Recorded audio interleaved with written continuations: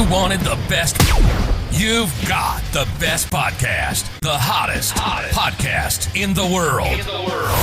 The Chris Voss Show, the preeminent podcast with guests so smart you may experience serious brain bleed. The CEOs, authors, thought leaders, visionaries, and motivators.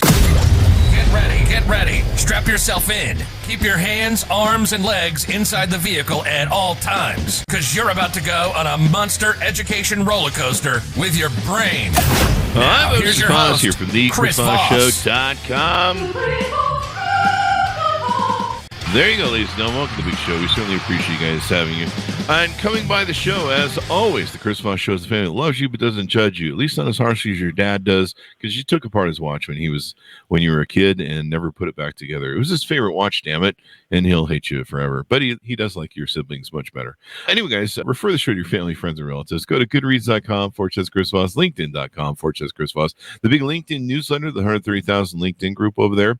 Chris Voss, one of the TikTok, and Chris Voss, Facebook.com. As always, for 15 years, of bringing the smartest people on the show to enlighten your minds and brighten your worlds. And boy, that sounded like so good, but I don't have the third part set up. I just made up the first two. And brighten and enlighten. That's the spirit of the Chris Voss Show. The CEOs, the billionaires, the White House presidential advisors, the Pulitzer Prize winners, all of the great journalists we have on the show. And they share with you the latest technology of what's going on in the world.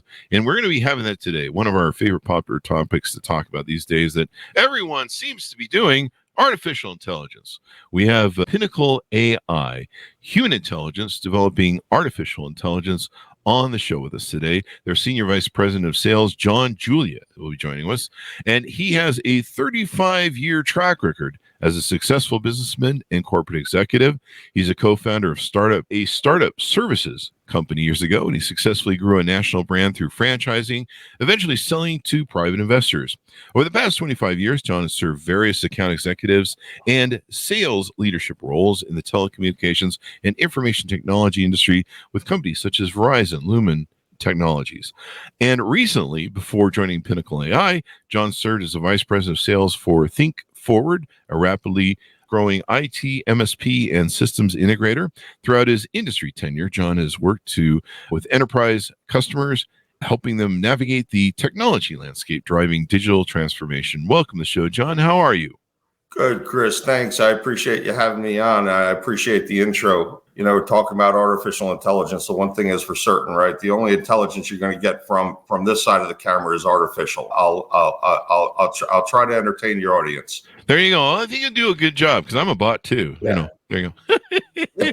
So, John, give us a 30,000 overview of who and what Pinnacle AI is. Yeah, absolutely, Chris. So at Pinnacle AI, we create proprietary and custom solutions designed around machine learning, generative AI, really to improve, optimize, modernize business systems, processes, and functions.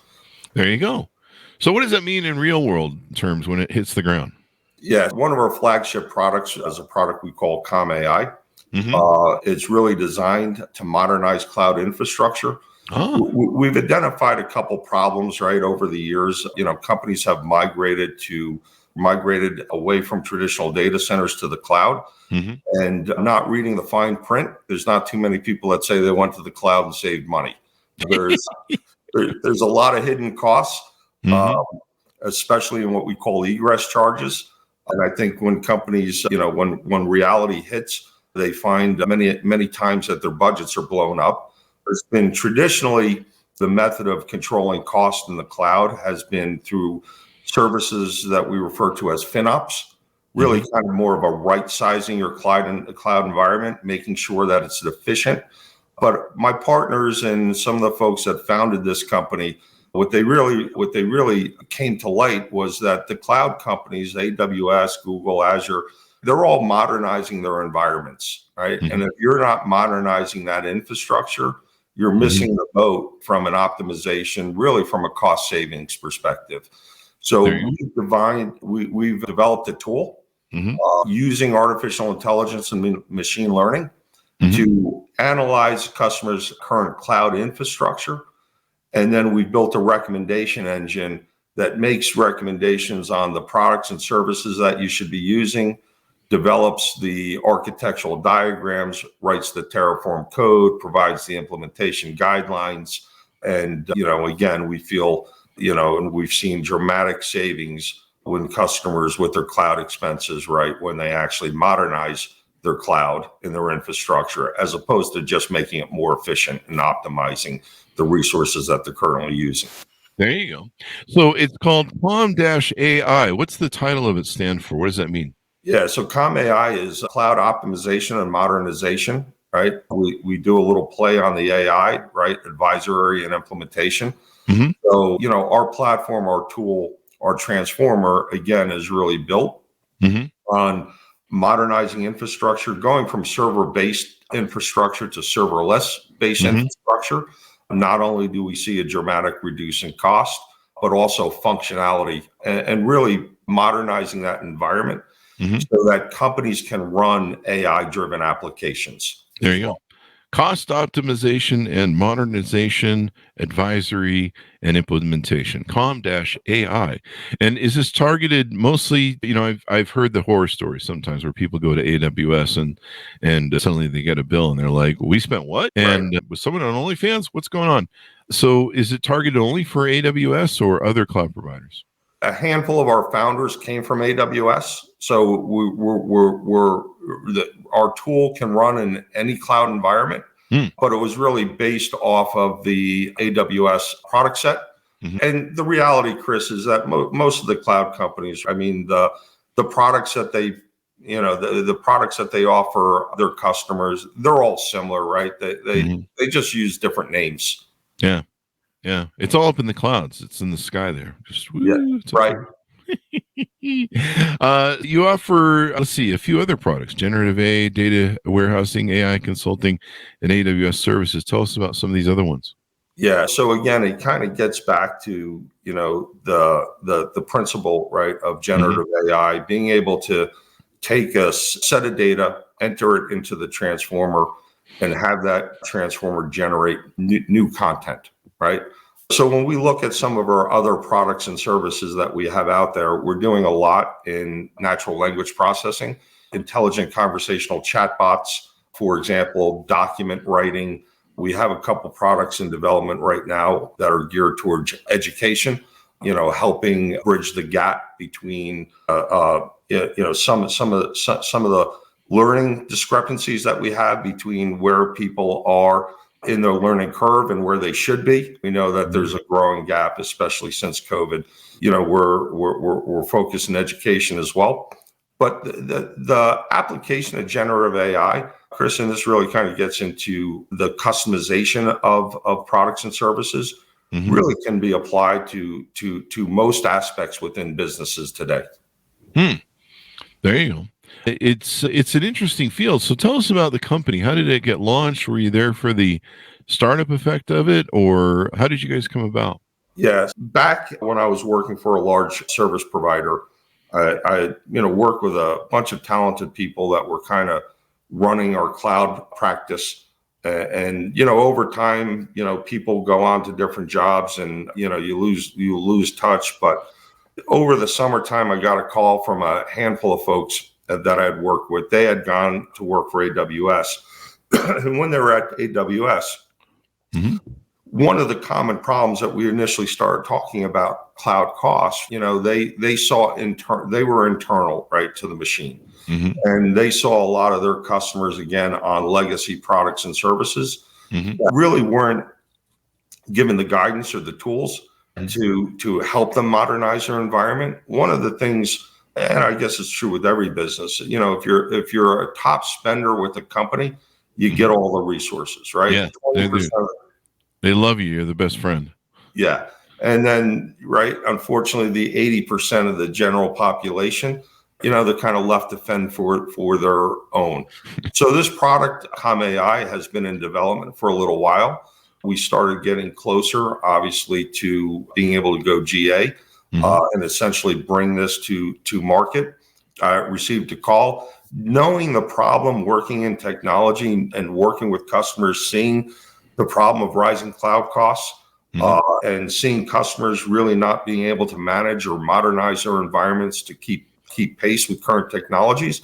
Really, at that point, I decided to join the team and help these guys go to market. There you go. AI seems to, it seems to be creating a whole new world for us, maybe where, everything seems to be AI and the future of what AI can deliver in terms of automation, in terms of efficiency and everything else seems to be something that is one of the great things that it holds. Yeah, absolutely, Chris. What's interesting is that, machine learning and AI, the principle's been around for a long time, right? You can go back to the 50s, right? I think the first AI application was developed to actually play checkers, right? Or machine learning, right? We all remember Bobby Fischer playing the machine in chess, right? Oh, yeah. That was based off of machine learning. War games, right? Matthew Broderick, right? Oh, yeah. Yeah, I remember that. Right? Taught the computer that tic-tac-toe, right? Nobody wins. But there's been a transformation over the past couple of years, probably somewhere 5 or 6 years. Companies like Google and OpenAI started to invest a lot of money and really kind of create new foundation models that allow data to be trained without necessarily being labeled and be self-supervised. So the dynamics have changed. And also, when we look at the processing that's required, the chip manufacturers, have also developed chips that can process massive amounts of data, and the costs have come dramatically down. Historically, if you're a Fortune 100 company, you have billions of dollars in earnings, you can go to an IBM, pay them, $100 million a year to run Watson. But what we're finding today is that, right, the affordability and the ease of deployment of AI really can be opened up to the masses. Yeah. I think you see that with the Chat GPTs, right, of the world. Chat GPT just celebrated its 1 year, 1 year birthday that came to market in November 2023. Has it been just 1 year? Yeah. So holy crap. Yeah, time flies, or drags. It's wow, that really became a thing, man. Wow. Yeah. Just 1 year. It seems like feels like it's been around here for 2 years. Yeah, at least, right? At least. Yeah. It's like I'm just barely catching on now. Damn it. Slow down. Wait for me. Listen, thank God for OpenAI and Google, because listen, I suffer from the writer's block just like anybody else. Yeah. Yeah, it helps us with a lot of stuff. We'll use it for questions on the show or show themes. It helps with so many different things. I have friends that talk to it daily. I'm like, I don't know what you're doing talking to it daily, but I guess if that works for you, have fun with that. But, maybe you should get a wife or something if you're talking to it daily. I mean, you might need some people over there at your house. But what other things are there other things that you guys are developing that you guys are planning on bringing to the market that maybe you can tease out to us? Or what do you see there? We're working on a project, getting back to the educational space. We're working on a project we call EPER. One of the things, again, that learning gap, one of the things that we've recognized, and I think, is fairly common sense. We all learn differently, Chris, right? Some of us learn by, watching a film. Some of us learn by reading. Some of us learn better by actually performing a task or an exercise. Right. But when we look at the educational system today, right, it's a one size fits all. We jam 40 kids into a classroom, right? And, they're taught based on, one format of learning. So we're using computer vision with generative AI, right, to develop a platform where we can give a student a series of exams based on different learning methodologies. Watch a movie. Solve a problem, read a story, and then we can actually map different points within facial recognition, tie that to some tests, and we can actually determine which is the best methodology for a particular student to learn. And we think that will go a long way in bridging the educational gap. That would be really interesting. I really struggle in school because I'm a tactile learner.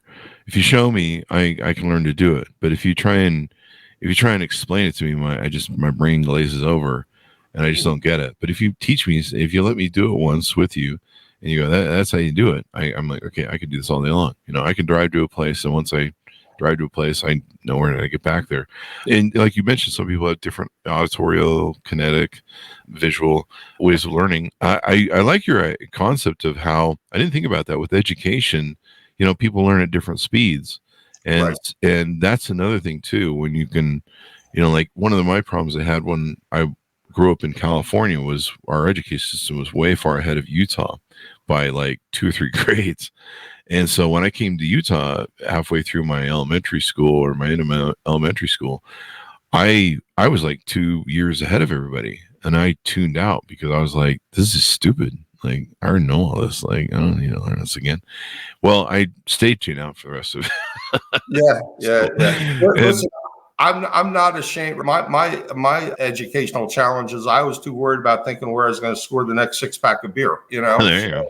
It sounds like a teen thing. Right. There you go. Can you share a success story or case study where your AI solutions impacted a client's business? Maybe can you tease one out? Yeah, absolutely. So we have a customer right now. They're in the tech space as well, right? Mm-hmm. They have a business development team, and like most business development teams or most companies, are generally younger in nature, right? That's where a lot of people start, right? Hitting the phones, cold calling, sending out emails. When they happen to get a prospect on the phone, right? An engineer or an architect, and they're asked a technical question, very often the response is, I'll have to get back to you. I'll have to go get an engineer. Mm-hmm. That's a kiss of death for a salesperson. You got a fish on the line. What are the chances of that person picking up when the business development calls back? Right? Yeah. So we're actually developing for them, right? There's actually a path for the services that we're providing, a trajectory, right? But providing them like an intelligent chatbot, right? So all they have to do is query the machine when they're asked a question. And then we're training the data specifically on the technical content of this company. Oh, wow. So now the business development rep essentially, right, de facto becomes an engineer. Oh, right? wow. Phase 2 of that project is actually going to be converting the audio to text. Mm-hmm. And now having the transformer making live recommendations to the business development rep, right? So there's a handful of projects that we're working on that, again, right, we're modernizing, optimizing that business and essentially increasing the effective sales rate of the business development team for customer. There you go. And that way you can get that sale closed right on the money. Yeah. You don't have to sit there and wait. And I've seen some of the different talking AI that actually act as salespeople, and they're doing a live call. You've probably seen that. It's quite extraordinary to watch. It's unbelievable. And I got to tell you, Chris, one of the technology is a great equalizer for business, right? Mm-hmm. Because again, you just get back to, it used to be that only the largest of companies could afford the technology to drive efficiencies. Mm-hmm. But, common day technology such as generative AI can take the 1 or 2 person company, right, and make them look and act like a Fortune 100 company. Mm-hmm. Whether it's using the generative AI to develop marketing materials, right, to reach mass audiences across the globe. That's one of the drivers for us as well. There you go. What's your guys' vision to being a player in the broader context of AI development and application globally? Yeah. Again, our focus is, you can, look, Elon Musk and Neuralink, I think they just announced, right, that they were just able to implant a sensor chip in a human brain. Yeah. Again, we're primarily focused on business functions, right? Mm-hmm. As opposed to some of these other areas. Again, when we look at AI, we put essentially artificial intelligence into categories, right? We can look at narrow AI, really where we are today. And that is a machine that is performing specific tasks, but, right, needs human in the loop or human intervention, right? Much as we kind of go up the stack to general AI, right? Or strong AI, and then to super AI. A lot of that, Chris, is still theoretical, right? Is still theoretical, right? And I know that there's a lot of folks that are working in those areas, but again, our main focus is just improving the business function for everyday companies and really focusing on that mid-market. There you go. What are your thoughts on the ethical use of AI and ML in your projects, like concerning data, privacy, things, security, things of that nature?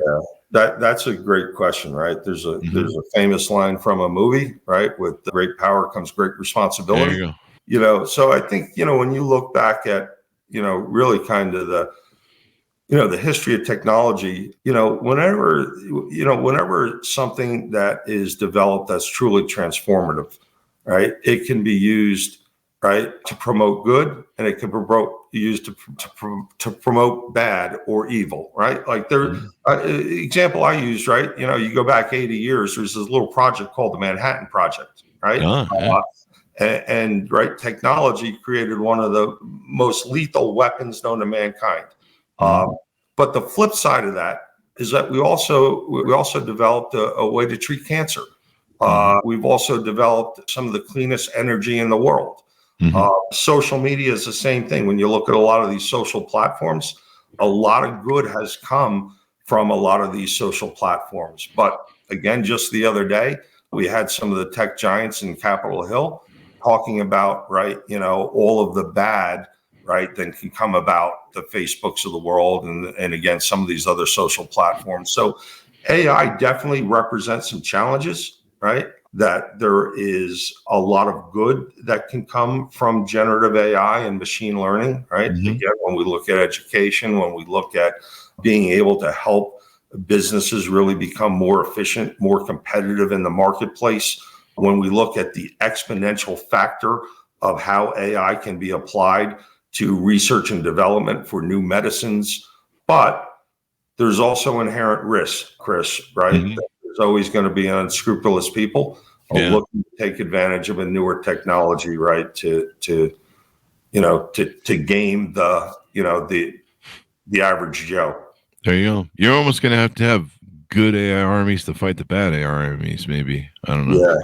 Yeah, well, we see that with cybersecurity today, right? Yeah, exactly. Yeah. I remember back in the day, right, before the internet, I was self-employed. I'd get these letters, right, snail mail from somebody supposedly, right, in another country that, their family worked in the government and they needed, right, they wanted your bank account so they could deposit a couple $1 million in your account, right? Like all scams, right? Scams through using the mail. Internet came along, right? The criminal evolved, and AI comes along, the criminal is going to evolve again. Definitely. In an ideal world, we'll stay one step ahead of them, but that's not always the case. Yeah, so it'll be an interesting game. We had someone on the show who has had an interesting slant on AI, where they believe that let me see if I can pull it from the old noggin here, but basically they basically took, I think it was Darwin's theory of evolution, species and stuff, and they believe that AI is its own species, that we are creating a new species or it's creating itself, and we need to really kind of address AI as a new species. Any thoughts you have on that? Yeah, and again, this kind of gets into the theoretical part of AI. I just had this conversation the other day, right? So, when we talk about the capabilities and where AI can go, look, if you believe in a higher power, right? That we were all born, right? From a greater being. We all have our own identity. While I am open to the possibilities, right, of machines being able to not just recognize emotion, right, but actually to feel emotion and independent thought into itself, I'm not sure. I'm not sure we're going to get there, right? I'm not sure we're going to get there. But listen, it's an interesting theory, right? That at some point AI will evolve into its own segment of species. Yeah. It's really interesting to think about. One of the aspects of what the argument was is basically, our paradigm of being human beings is pretty simple. We're designed to breed for the universe and propagate the species. And when we're not pretty much doing that, it has a way of kind of going, yeah, we're just washing you out. So that's kind of how it works. And we spend all of our time, everything we buy, everything we do, everything we're doing is trying to impress the other sex and, make kids and then raise the kids and all that stuff. But the interesting point that we kind of came to, and I think it was Sam Harris who came to this. I think I heard him talking with AZ16's Mark Andreessen, and the thing Sam Harris has said, the interesting thing about AI is if it's its own species, it is going to have a different sort of paradigm and outlook that will have no limit compared to ours, because ours pretty much operates in the car I buy is to impress a girl. The money I make, the job I take is, it is to impress a girl and attract a mate and mate. But an AI species isn't going to have that sort of limit. It's not going to be trying to, it's not trying to make prom night. Yeah. Yeah, well, yeah. Hopefully not, right? Hopefully that'll change the excitement of prom night if that's the case. It'd be a weird dance floor. That's for sure. It'll be a weird after party and tuxedos. But their limit of what they're going to have to think about is going to be limitless compared to what we focus on, running around a little maze of rat races. And so it'll be interesting to see where it goes, and hopefully they decide to keep us around while they're at it. Yeah. I think what's interesting, again, when we look at Neuralink and what Elon Musk is doing, and as we're kind of mapping, that's where it starts to get a little scary, right? When we start mapping out the human brainwaves. Yeah. And then we can actually figure out, not just how the human brain works, but how emotion is actually created, right? Yeah. Why is something funny to you and not funny to somebody else? Why does something make one person sad and not somebody else? Chris, I always go back, right? And again, maybe this is my last gasp of faith in creationism, right? I always go back to the periodic table, right? Uh-huh. There's a set of elements, a finite set of elements that we've known about, right? That essentially make up everything on the face of the earth today. But we can still not take those elements and create life, right? We know the building blocks, right? We can do just about anything, recreate any environment in a lab, but we still cannot create that single cell out of the elements that we know. Wow. Right? So I'm hoping, I'm hoping that my faith, right, does not go unwarranted, right? And again, what makes us individuals, right? What makes Chris Voss and John Julia is something that transcends a machine. There you go. Our ability to maybe create and think, or no, not think, but create. We're pretty good at creating, especially with emotion. Maybe that will separate us. Our ability to use emotion to create. There you go. So give us a final pitch out on folks. Who's your target market? That's a good question, actually. Who's your target market? People out there listening on LinkedIn and stuff like that, of companies that can onboard with you. Yeah, absolutely, Chris. So when we look at a target market, it's really depending on again the product set that we have on the market. When we look at ComAI, and anybody that's bleeding out because of cloud costs, right? And especially those companies. Again, we see that there are two drivers for that product set. The first being what we all know and how it affects the purse strings. The second driver, again, is that we're having this conversation about artificial intelligence. You still need infrastructure that requires high capacity of compute. It requires significant database. And if your infrastructure is not modernized, you'll never be able to take advantage of some of these technologies that are now emerging. Yeah. Anybody that's dying of cloud costs or looking to take advantage of artificial intelligence, right? ComAI is a solution that will certainly help you get there.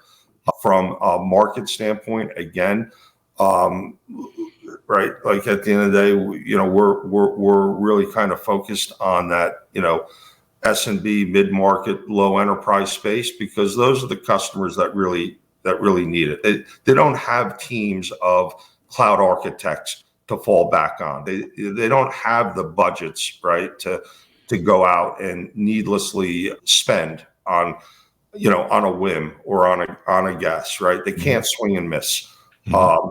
As far as our other products and services, especially the products that revolve around natural language processing, again, companies that are looking to compete, be more efficient, to be able to take on repetitive tasks and have predictable outcomes.